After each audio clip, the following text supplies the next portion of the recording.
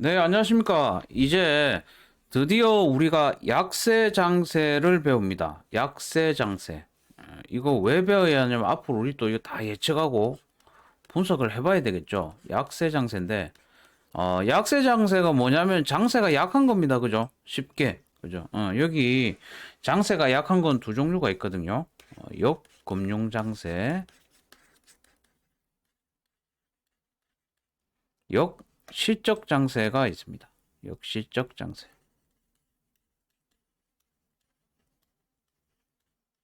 이 장세 전반에 대한 내용은 다시 나중에 배우도록 하고, 일단은, 요걸로 한번 시작할게요. 이 모든 자료는 제가 주식시장 흐름 읽는 법, 오라가미 구미호의 책을, 참고해서 쓰는 거니까, 그거 확인해 주시면 괜찮겠습니다.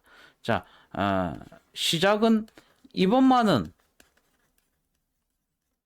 다르다. 음. 이 말이야말로 가장 지금까지 많은 투자자들에게 손실을 입힌 말이다. 존 템플턴.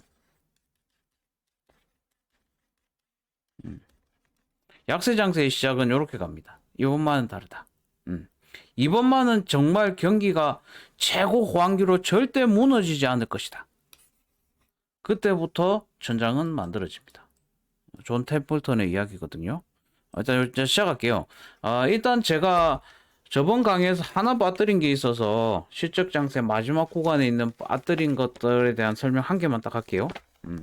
마지막 실적 장세 후반에 가면은 전반 후반 해가지고 제가 설명을 드렸는데 후반 그죠? 전반은 가는 섹터가 딱 정해져 있기 때문에 소재 기업 위주로 집중 투자. 소재 기업 랠리 막 돌면 그 안에 있는 거 집중 투자고요. 후반으로 가면은 분산 투자를 해야 됩니다. 요거에 대한 설명 안 했어요. 그죠? 왜냐면 리스크를 줄이자는 측면에서 이렇게 참고까지 하시면 되겠습니다. 이 분산 투자에 대한 후반전 분산 투자에 대한 설명 안 한 것 같더라고요. 영상을 보니까. 자, 이제 역금융 장세가 오기 전 배경에 대한 간단한 브리핑부터 한번 하고 시작하도록 할게요. 자, 정부의 목표를 알아야 됩니다. 정부의 목표. 정부가 원하는 것은 무엇일까요? 물가가 안정되기를 원할 겁니다. 항상 그죠? 정치적인 걸로 그죠? 정치적으로 그리고 고용이 완전한 고용이 되기를 기대할 것입니다. 이게 역금융 장세랑 연결이 되기 때문에 반드시 알아야 됩니다. 그다음에 인플레이션이 물가 상승과 그다음 그죠? 통합 불균형의 인플레이션이 사라지는 시대를 정부는 원하는 거죠. 하지만 이렇게 경기가 좋아지고 즉 사람들이 소비 심령이 소비가 강해지고 있으면 반드시 물가는 상승하고 그죠? 물가는 이 내용 인플레이션에 관한 건 이야기를 말씀드렸으니까 그냥 넘어갈게요. 그래서 결국 정부는 무엇을 해야 되냐면은 경기를 조정해야 됩니다. 경기 조정. 이해되시죠? 경기 조정의 가장 좋은 방법은 금리를 올리는 것이거든요. 금리를 올리는데 금리를 올리면 돈들이 다시 은행으로 들어가기 때문에 그죠? 돈이 많이 은행으로 돌아가면서 약간 그죠? 소비 활동이나 이런 것들이 줄어들 수 있고 그리고 기업들은 그죠? 가계와 기업으로 봤을 때 이 간단한 복습입니다. 그죠? 기업은 금리가 올라가고 있으니까 설비 투자들을 하는 부분에서 약간 불안감을 느끼면서 투자가 좀 줄어들면서 경기를 조정할 수가 있죠. 요 정도는 이제 다 이해가 되실 겁니다. 그죠? 요 정도만 아셔도 우리가 이제 이 장세의 전문가의 중수 정도는 됐다고 보시면 될 것 같습니다. 그죠? 그러니까 결국은 금융긴축 정책입니다. 항상 말씀드리는 금융긴축 정책. 근데 어떤 식으로 되냐면은 이제 천장에서 떨어지는 요구가는 역금융 장세라 하거든요. 주가가. 여기 뭐냐면 여기서부터 금융 장세에서 금융 긴축 정책이 시작이 되는데 요구관보다 요구관이 강화가 되기 시작합니다. 물가를 잡기 위해서 심하게 강화를 하는 순간 주가는 어느 순간 이제 폭락을 맞이하게 됩니다. 이해가 되셨죠? 근데 여기 이제 두 가지의 경우일 수가 있거든요. 금융 긴축과 함께, 요거 조금 이따가 할게요. 외부 쇼크라는 거 하는데, 이따 같이 할게요. 여기까지 이해되셨죠? 이제 이게 초입구입니다. 그죠? 역금융 장세의 초입구인데, 이제 그럼 강세 장세가 어떤 식으로 마지막에 피날레를 치는지에 대한 이야기를 먼저 할게요.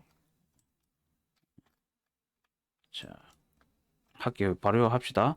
자, 강세 장기 피날레에서는 요런 명칭이 나옵니다. 행복한 가정은 모두 하지만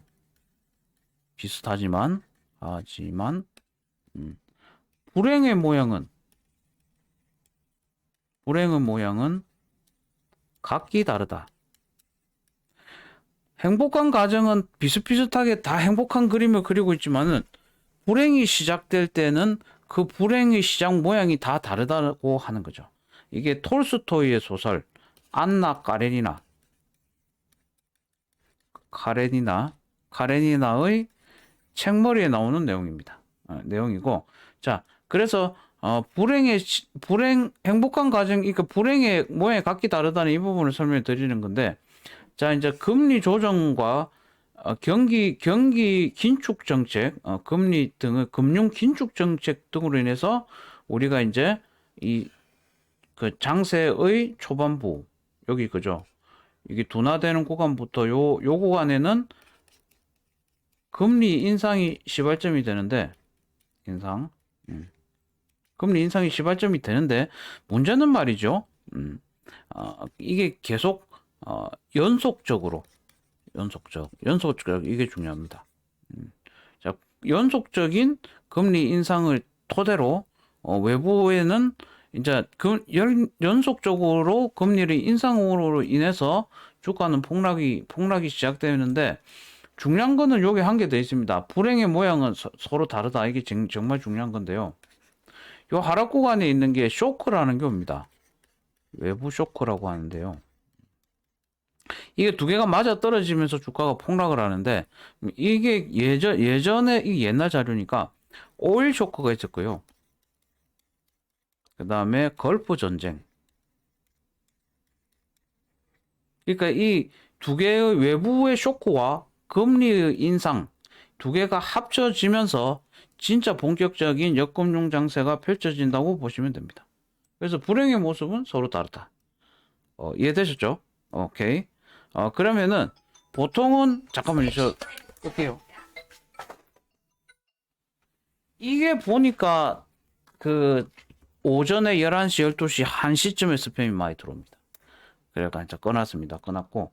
자, 그래서 이 강세 장세의 모습이 강세 장세에서 약세 장세로 가는 모습이 다른 만큼 중요한 거는 강세 장세의 마지막을 알아야 됩니다. 그죠? 그래 역금융 장세를 찾아내잖아요. 요거에 대한 내용들도 같이 할게요. 그러니까 연결되기 때문에 같이 하는 겁니다. 그죠? 그냥 한 것도 해요가 아니고 이 계속 연결되어 가기 때문에 이렇게 해서 또 올리고. 자, 할게요. 자, 시작합니다. 강세 장세에서 마지막에 뭐라고 했죠? 제가 전반전, 후반전에서 앞에 영상들 좀 참고하시면 됩니다. 전반전에 소재 산업이 간다고 했잖아요. 그죠? 가장 특징은 후반전부터 소재 산업은 천장을 그리기 시작합니다. 그죠? 약간 둔화되기 시작하면서 약간 떨어지기도 하고, 요 그림이 제일 먼저 나옵니다. 약세. 떨어진다. 약세. 전반적으로 소재 산업은 약세가 됩니다. 요거에 대한 이유도 설명을 드릴게요. 그 다음에, 이미 전체적인 주식 시장에 상장된 종목의 70%가, 고점, 천장을 칩니다. 1번, 2번. 이해되시죠? 종목들. 자기가 가지고 있는 종목 있죠? 물려있다 해도 한번 탈출할 기회가 있다는 거죠. 이해가 되시죠? 대부분의 종목들이 천장을 칩니다. 이제 더 이상 돈을 쏟아붓기도 힘들 정도로 주가가 다 상승이 되어 있는 거죠. 자, 3번. 이제 고가주, 고밸류, 밸류에이션이 상당히 높은 종목들 있죠. 요런 종목들이 이제 고평가 종목들이 하락이 심해집니다. 아, 그리고 중요한 게 있는데, 요거 하기 전에 한 개만 좀 설명하고 갈게요. 강세장세 마지막에, 이것도 중요합니다. 요거 조금만 생략하고, 요거 조금 이따 할게요. 하나 안 했네. 두 개를 안 한 것 같아요. 마지막에 특징 중에 하나가, 요 안에 넣으면 되네요. 같이 넣을게요, 그러면. 강세장세 맨 마지막 약세장세 넘어갈 때 고점 정도에서 특징들입니다. 그죠? 여기다가 넣을게요. 3번 고가주까지. 자, 1번은 다시 설명하면 소재산업이 약세가 되어 간다. 그죠? 소재산업이 이제 둔화되면서 마이너스까지 가고 있지 않다. 천장에서 고점 올라갈 때. 자, 상장 종목의 한 70%가 이미 고점을 쳤다. 그러니까 대부분 이제 고점을 쳐져 있고, 고가주 쪽 비싼 종목들이 이제 빠지기 시작합니다. 그 다음 뭐 하냐면은, 이 강세장 있죠? 요것도 설명 안 드렸는데 말씀드리면은, 이 올라가는 동안에 요 고점에 있을 때, 좋다는 종목들이 3년치 밸류가 땡겨집니다. 멀티플이, 그러니까 3년치 땡겨지면, 고점에 오고 있다는 신호로 보시면 됩니다. 이해되시죠? 상당히 중요한 겁니다. 요건 제가 설명 안 드린 것 같아가지고. 거꾸로 생각하면 이런 거예요. 이게 진짜 중요한 부분인데, 역발상으로 생각하면 이게 겁을 먹을 게 아니고, 지금부터 갈 만한 종목들은 3년치가 다 땡겨진다고 보시면 돼요. 시적 장세 꼭대기에. 그러므로 여기가 거품이 만들어지는 거죠. 이해되시죠? 사람들의 심리가 3년 정도 버틸 수 있을 정도의 기업들, 막 성장성이 보이는 종목들의 밸류에이션 3년을 이 고점에서 친다는 거죠. 그러니까 주식 시장에서 1년 매수해가지고 1년 후에는 팔 생각을 하라. 그죠? 상승 1년이 지나면. 왜냐하면 3년치를 1년 안에 땡기기 때문입니다. 요 설명은 제가 안 드렸네요. 상당히 중요하죠.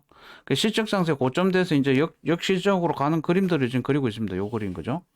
요 그림에서 요런 네 가지의 특징이 일어난다. 그거 볼 수 있습니다. 네 개까지 했죠? 고점 3년치 고점. 자, 그 다음에는 뭐냐면은, 자, 소재 산업이 그럼 왜 저래 떨어질까요에 대한 이야기인데, 5번. 소재 산업이나 전력 등의 금융장세 사업들은 금리, 저금리로 빌려가지고 설비 투자를 합니다. 그죠? 설비 투자를 하고, 금리, 그러니까 수익성이 그렇게 높지 않은 종목들 있죠. 수익성은 10%가 안 되는 5%에서 6% 내외의 종목들이 금리가 5%, 6% 올라가면은 이제 타산이 안 맞아지죠. 그죠? 이게 소재산업도 마찬가지 경우가 됩니다. 금리를 올리게 되면 이제 금리가 오르고 소재가 둔화되기 시작하면은 수지 타산이 안 맞으면서 심지어 적자가 나는 기업도 생깁니다. 대부분이 이렇게 둔화세를 일어나죠. 성장성이 둔화되는 그림이 나타납니다. 전장에서. 그러니까 소재 기업을 잘 보실 필요성이 있습니다. 항상. 자, 합니다. 자, 이렇게 보셨을 때 이제 천장을 드디어 우리가 어느 정도 이 정도의 그림으로 한번 예측을 해볼 수가 있게 돼요. 이해되시죠? 결론은 금리입니다. 금리 인상과 외부 쇼크. 외부 쇼크는 종류가 많아요. 그게 이제 불행의 모양은 각기 다르다. 그죠? 하는 개념의 설명으로 보시면 상당히 유용할 것 같습니다. 자, 이제 보면 그 다음에 할 거는 이제 기술적으로 조금 볼 건데요. 기술적으로 볼 건데요. 요까지만 하면 이제 오늘 할 건 다 한 것 같은데 오늘 강의 좀 길어질 것 같긴 하거든요. 한번 해볼게요. 쌍봉이 나타납니다. 쌍봉 출현.